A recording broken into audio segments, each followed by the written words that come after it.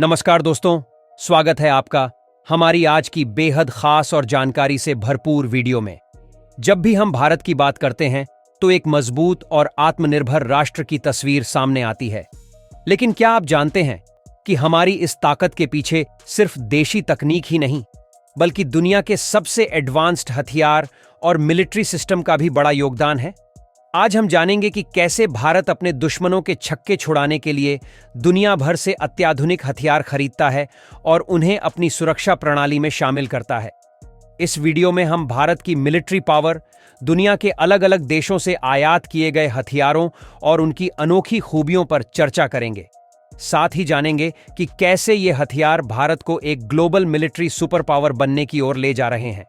तो दोस्तों, तैयार हो जाइए, क्योंकि यह सफर आपको गर्व, जोश और भारत की अद्भुत ताकत का एहसास कराएगा।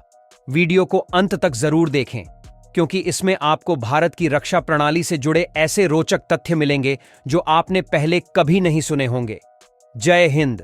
पहली अपडेट, प्रचंड हेलीकॉप्टर का निर्यात और भारत की ऐतिहासिक उपलब्धि। भारत का लाइट कॉम्बैट हेलीकॉप्टर LCH प्रचंड, जो पूरी तरह से भारत में डिजाइन और विकसित किया गया है, जल्द ही नाइजीरिया जैसे अफ्रीकी देश की वायुसेना का हिस्सा बनने जा रहा है।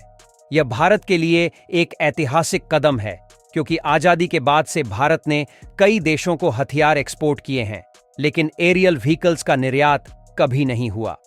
नाइजीरिया ने 4 प्रचंड हेलीकॉप्टर खरीदने की मांग की है, जो आतंकवादी संगठनों जैसे बोको हराम के खिलाफ ऑपरेशन में इस्तेमाल किए जाएंगे।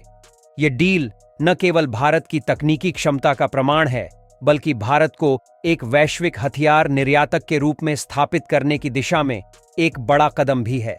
सॉफ्ट क्रेडिट सिस्टम के तहत यह डील पूरी होगी, जहां नाइजीरिया हेलीकॉप्टर पहले खरीद लेगा और भुगतान धीरे धीरे किश्तों में करेगा। भारत और नाइजीरिया के बीच इस डील की फाइनल बातचीत चल रही है और जल्द ही इसे साइन किए जाने की उम्मीद है। दूसरी अपडेट, रूस का नया ऑफर और भारत का फैसला। रूस ने हाल ही में भारत के मिलिट्री ट्रांसपोर्ट एयरक्राफ्ट टेंडर के लिए एक महत्वपूर्ण ऑफर दिया है। रूस ने अपने IL-76 MD-90A विमान का उन्नत वर्जन भारत को प्रस्तावित किया है। यह विमान अधिक ऊंचाई तक उड़ने में सक्षम है और भारी सामान ले जाने की क्षमता रखता है। रूस ने इस प्रोजेक्ट को मेक इन इंडिया अभियान के तहत भारत में ही निर्माण करने का प्रस्ताव दिया है। साथ ही टेक्नोलॉजी और डिजाइन ब्लूप्रिंट भारत को साझा करने की बात भी कही है। हालांकि भारत को इस ऑफर को स्वीकार करने से पहले कई पहलुओं पर विचार करना होगा। विशेषज्ञों का मानना है कि अगर बजट बढ़ाया जाए तो एयरबस A400 भारत के लिए सबसे बेहतर विकल्प साबित हो सकता है। इसकी पेलोड क्षमता, रेंज और स्पीड अन्य विकल्पों से कहीं अधिक है। तीसरी अपडेट, राफेल फाइटर जेट्स पर डसॉल्ट एविएशन का बयान। फ्रांस की राफेल बनाने वाली कंपनी डसॉल्ट एविएशन ने हाल ही में एक बयान जारी किया है, जिसमें उन्होंने कहा है कि भारत फ्रांस के बाद राफेल जेट्स का सबसे बड़ा ऑपरेटर बनने की ओर बढ़ रहा है। इस वक्त भारतीय वायुसेना के पास 36 राफेल जेट्स हैं और जल्द ही भारतीय नेवी के लिए 26 नए राफेल खरीदे जाएंगे। इसके अलावा भारत का MRFA टेंडर भी डसॉल्ट को मिलने की संभावना है, जिसके तहत 114 और राफेल जेट्स खरीदे जाएंगे।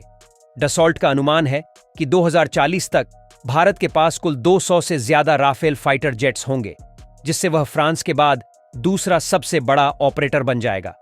यह भारत की एयरफोर्स की ताकत को नई ऊंचाइयों तक ले जाएगा और भारत की रक्षा प्रणाली को और भी मजबूत करेगा। भारत का हथियार उद्योग, शुरुआत और विकास। भारत का हथियार उद्योग प्राचीन समय से ही अपनी मजबूत नींव के लिए जाना जाता है। मौर्य और गुप्त साम्राज्य के दौर में भारत में धातु विज्ञान और शस्त्र निर्माण की अद्भुत क्षमता थी। उस समय लोहे और स्टील से बने भारतीय हथियार जैसे वज्र और खड्ग दुनिया भर में मशहूर थे। मध्यकाल में भारत में तलवार, धनुष बाण और कवच जैसे हथियार तैयार किए जाते थे। लेकिन आधुनिक हथियार उद्योग की शुरुआत अंग्रेजों के शासनकाल में हुई। 1801 में अंग्रेजों ने कोलकाता में गन एंड शेल फैक्ट्री की स्थापना की, जो भारत का पहला आधुनिक हथियार निर्माण संयंत्र बना। इसके बाद धीरे धीरे देश में और भी कारखानों का निर्माण हुआ, जैसे 1907 में ईशापुर राइफल फैक्ट्री। आजादी के बाद 1954 में भारत ने ऑर्डिनेंस फैक्ट्री बोर्ड OFB की स्थापना की, जिसके अंतर्गत 41 फैक्ट्रियां आईं। इन फैक्ट्रियों का मुख्य उद्देश्य भारतीय सेना, नौसेना और वायुसेना के लिए हथियार तैयार करना था। आधुनिक युग में भारत का हथियार उद्योग आज भारत का रक्षा क्षेत्र केवल आयात पर निर्भर नहीं है, बल्कि आत्मनिर्भरता की ओर तेजी से कदम बढ़ा रहा है। Defence research and development organisation DRDO और हिंदुस्तान एरोनॉटिक्स लिमिटेड HAL जैसी संस्थाएं आधुनिक हथियार, लड़ाकू विमान, मिसाइल और युद्धपोत तैयार करने में अहम भूमिका निभा रही हैं।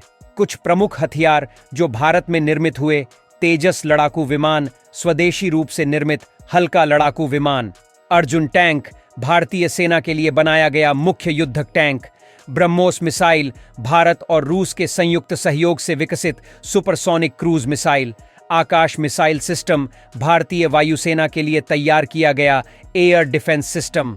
भारत का हथियार निर्यात। आत्मनिर्भर भारत की दिशा में कदम बीते कुछ वर्षों में भारत न केवल हथियार बनाने में सक्षम हुआ है, बल्कि इनका निर्यात भी कर रहा है। 2022-23 के आंकड़ों के अनुसार भारत ने करीब 13,000 करोड़ रुपए के रक्षा उत्पादों का निर्यात किया। यह आंकड़ा भारत की आत्मनिर्भरता और वैश्विक हथियार बाजार में उसके बढ़ते महत्व को दर्शाता है।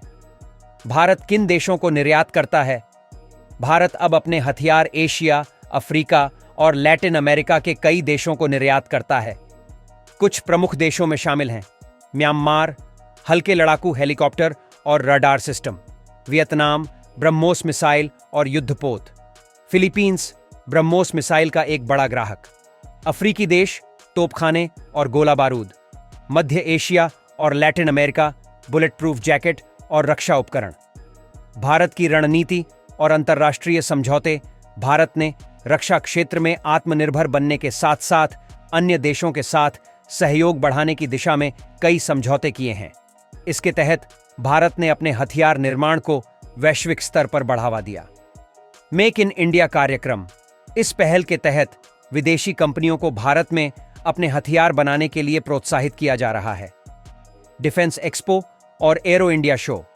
यह कार्यक्रम भारत के हथियार निर्यात को बढ़ावा देने और विदेशी निवेश को आकर्षित करने के लिए आयोजित किए जाते हैं। चुनौतियां और भविष्य की उम्मीदें। हालांकि भारत का रक्षा उद्योग तेजी से बढ़ रहा है, लेकिन उसे अब भी आधुनिक तकनीकों और वैश्विक प्रतिस्पर्धा का सामना करना पड़ता है। भारत ने अगले कुछ वर्षों में रक्षा निर्यात को 25,000 करोड़ रुपए तक पहुंचाने का लक्ष्य रखा है। भारत का हथियार उद्योग प्राचीन इतिहास से लेकर आधुनिक युग तक एक लंबी यात्रा तय कर चुका है। आज यह न केवल भारतीय सेना की ताकत बन रहा है, बल्कि दूसरे देशों की जरूरतों को भी पूरा कर रहा है।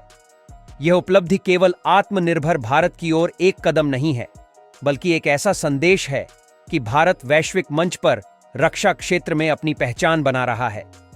जय हिंद।